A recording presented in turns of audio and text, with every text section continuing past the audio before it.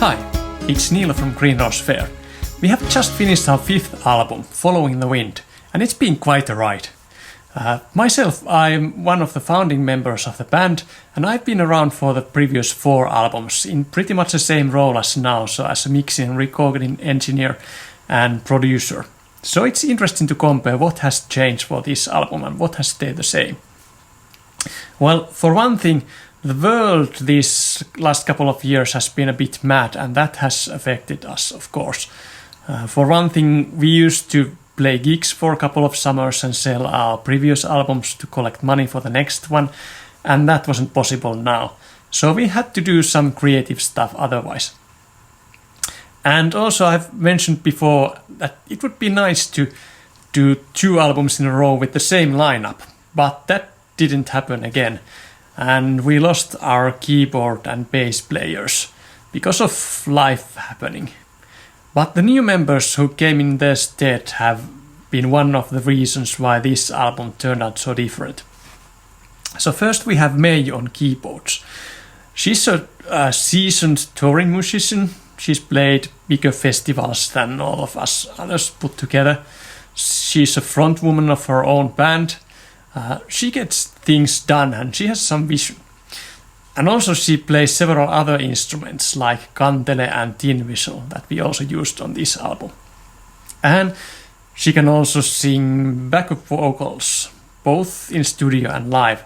And that adds a bit of new color to our soundscape. Then we have Mikko on bass. And he's a technical guy. He has a very good ear for technical stuff, and he's become the one who gives feedback on my mixes, very detailed feedback, and always with a kind of suggestion of what to do and what hertzes to EQ and what compression ratio to use to fix that. So that's been very useful for me as a mixer, and also another pair of ears to double check my decisions there. And also he has quite a lot of recording gear that we used in the making of this album. So one thing that changed was that now we recorded absolutely everything ourselves, including the drums. So far we've booked a studio for drum recordings and for a couple of days, and then Tommy would go in and drum 4 or 5 songs in a row with no other instruments, just a click track in his ear. And this was because we didn't have enough recording gear for drum recording. You need 10 or 15 or so channels and all the microphones and preamps and stuff for that. Nor did we have quiet enough room for recording drums. And frankly, no confidence on being able to pull it off ourselves.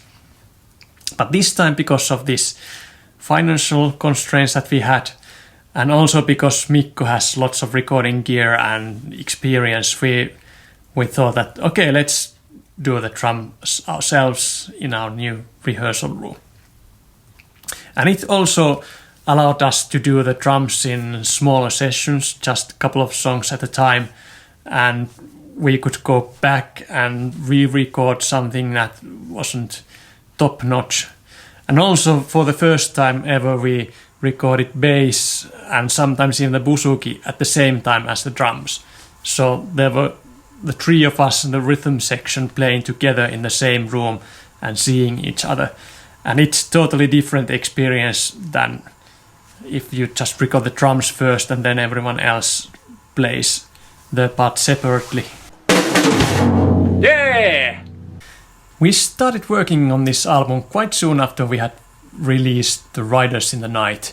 I guess Tommy brought the first new song Invincible to practice the very same summer. So we played that one live for a couple of years now. But because of these lineup changes and COVID stuff, we really started recording the album last August.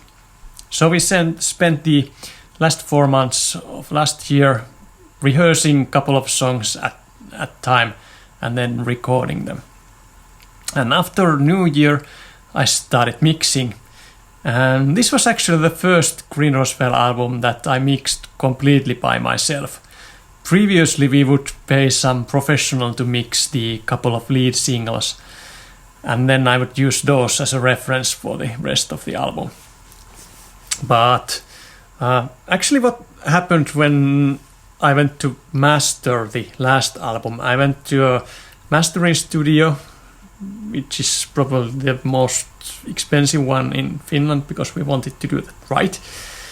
And after the session, I asked the mastering engineer, saying, okay, these and these songs have been mixed by such and such in such and such studio, and the other ones I mixed myself, and if he had some advice or tips what to do differently next time. And the only advice he gave me was, next time mix everything yourself. And I think on this album I got us, again, a bit closer to the ideal Green Rose Fair sound. I don't know what it is, but I know it when I hear it.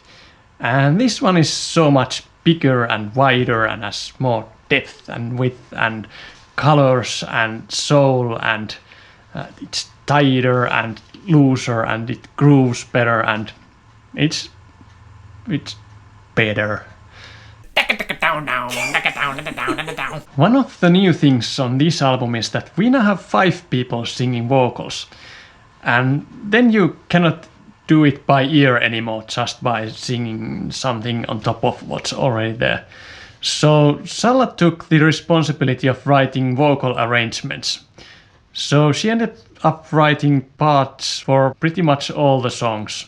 We've been able to do some really cool vocal things, some vocal harmony things that we haven't done before.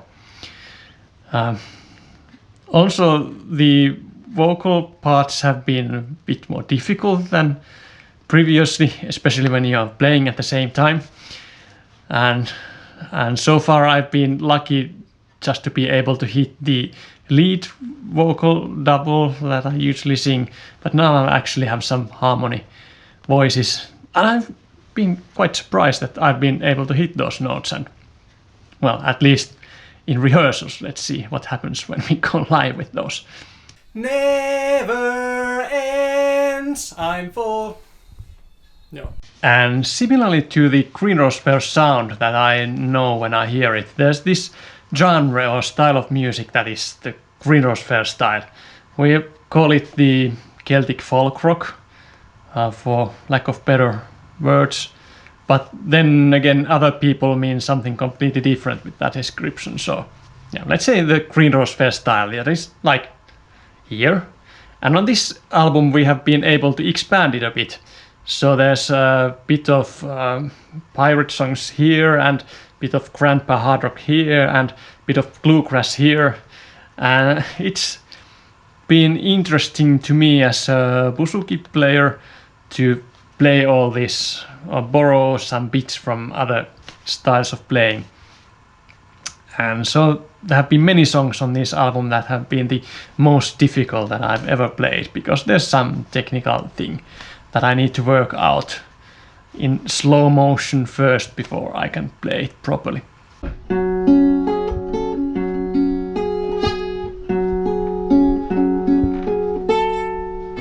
Ei voi mennä noinkaan.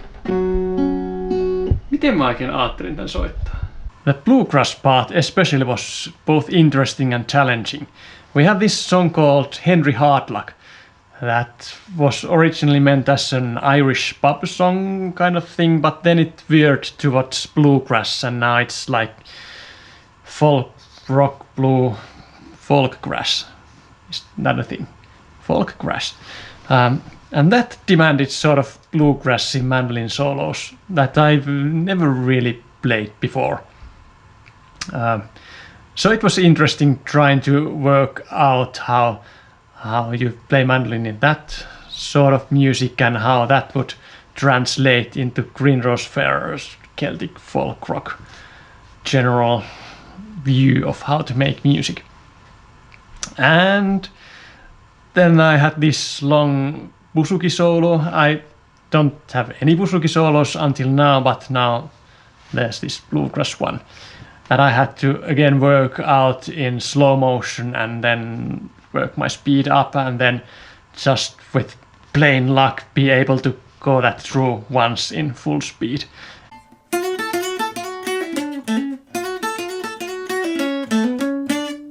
So the style of music and the style of playing in Henry Hardluck were a bit of new for all of us, and then we chose such a fast tempo that it was quite a riot the very first few times we tried it in practice.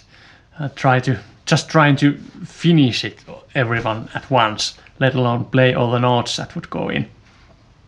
But it's fun to practice something that you initially cannot do at all, and then find out, okay, I'm getting the knack of this.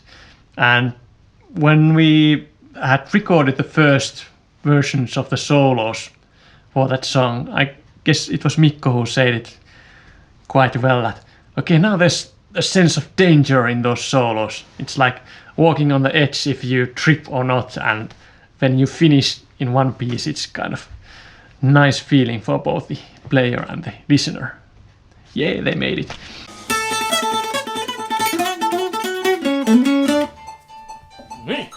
And the final thing that really sets this album apart from the others has nothing to do with the music.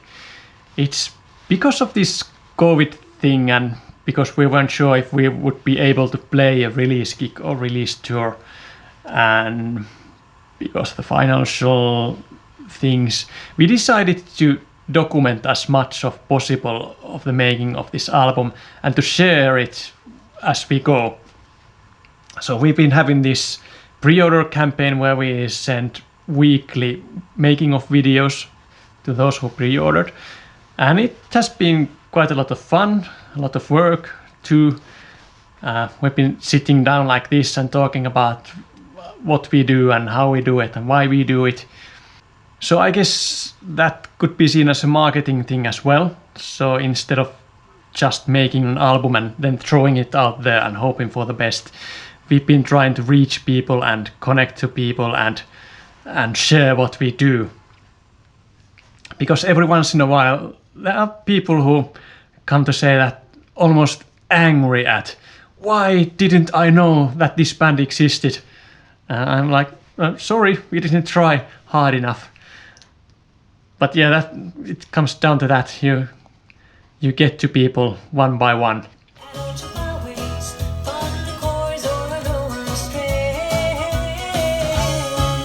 And a funny thing is that for the past year in my life, I've been pushing things back, like, okay, I'll do this after the album is finished, and I do that after the album is finished. And I thought it would be finished after I mixed and mastered it and sent it to be pressed.